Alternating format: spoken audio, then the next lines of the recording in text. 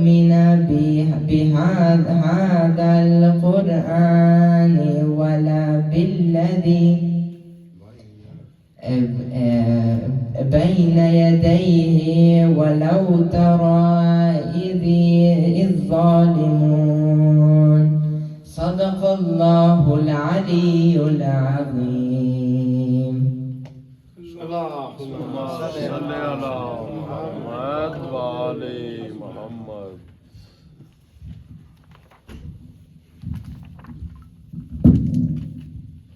بسم اللہ الرحمن الرحیم. رب اشرح لی صدری ویسر لی امری واحلل عقدۃ من لسانی یفقہوا قولی. سورہ لقمان کی آیت نمبر 30 تک ہم پہنچے ہیں.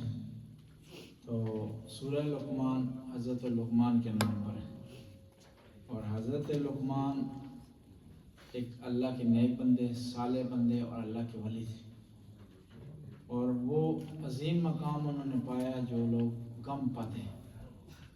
اور یہ مقام ان کو خدا نے جو دیا ہے، جو ان کو حکمت عطا ہوئی ہے، ان کو خدا نے اتنا بڑا درجہ دیا ہے ان کے ذاتی کمالات کی وجہ سے.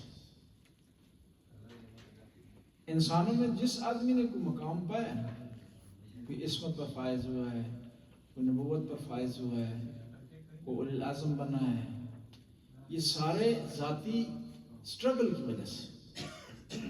صرف فرشتوں کو جو مقام ملا ہے وہ خدا کا دیا ہوا ہے، ورنہ یہ جو مقامات ہیں، علم غیب ہے، عصمت ہے، معجزات کا حاصل ہونا ہے، کہ یہ سارے سٹرگل اور کوشش کی وجہ سے. اس لیے کہا جاتا ہے یہ جو عصمت ہے آئمہ کی، یہ اجباری نہیں ہے. آئمہ کی عصمت یہ اختیاری ہے، یعنی فرشتوں کی طرح نہیں ہے یہ عصمت کہ وہ گناہ کر ہی نہیں سکتے. گناہ کر سکتے ہیں لیکن کرتے نہیں. کیونکہ اگر اجباری ہو تو پھر فضیلت نہیں، پھر مقام نہیں، پھر درجہ نہیں ہے. پھر کوئی کہہ سکتا ہے کہ یہ تو خدا نے دی ہے، کسی اور کو خدا دے سکتا تھا. اور جو اللہ تعالیٰ نے جو مقام حاصل دیا اہل بیت کو، یہ مقام حتی انبیاء کو نہیں ملا. کیونکہ عصمت کے دو درجے ہیں، عصمت صغرا اور عصمت کبریٰ. عصمت صغرا وہ ہے جس میں ترک اولا کا امکان ہے، گناہ نہیں ہے لیکن ترک اولا کا امکان. لیکن عصمت کبریٰ وہ ہے جس میں ترک اولا کا امکان نہیں. آپ پوچھیں کہ ترک اولا کیا ہوتا ہے؟ ترک اولا کی آسان سی آپ کی مثال عرض کروں گا. پاکستان میں آپ جائیں، مکینک اس کا جو لباس ہے نا، جو مکینکی کے دوران اس نے پہنا ہوا، اس پہ اگر دودھ پتی بھی گر جائے داغ نہیں پڑتا.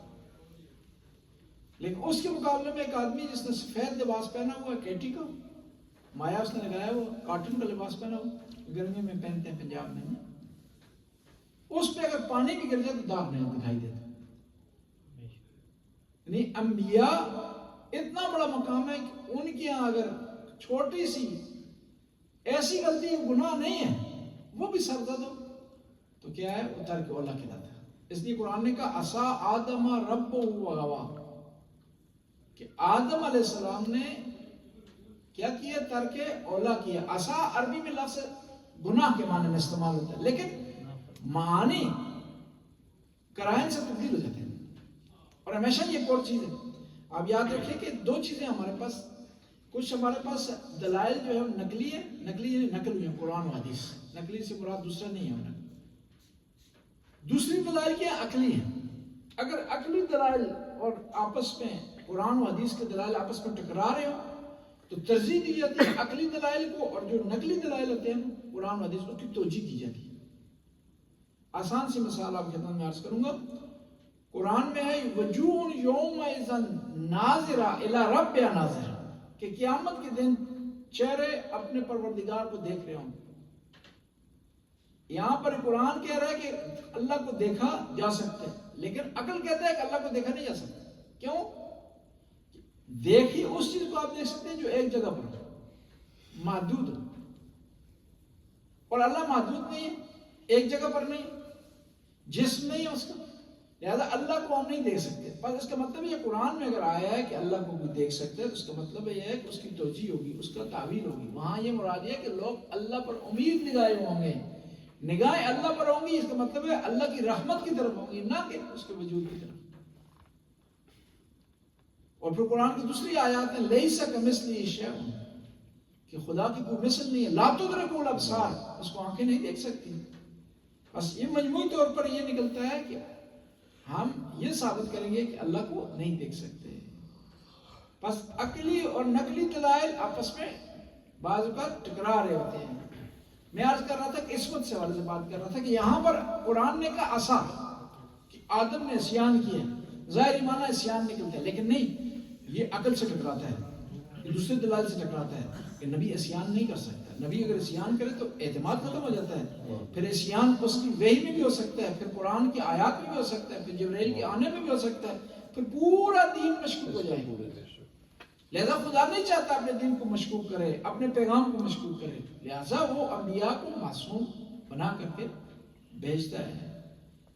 بس ہم یہ سمجھنا جو ضروری ہے کہ ائمہ اطہار علیہ السلام کے ہاں کیا ہے, عصمت کبریٰ ہے. 3 خصوصیات ہیں ائمہ, ان کو دوسرے افراد سے ممتاز کرتے ہیں, دوسرے افراد نہیں پائی جاتی. ایک عصمت ہے, دوسرا علم غیب ہے, تیسرا معجزات کون ہے. اور میں عرض کر رہا تھا کہ حضرت لقمان کیا نبی نہیں تھے, لیکن خدا نے مقام عطا کیا.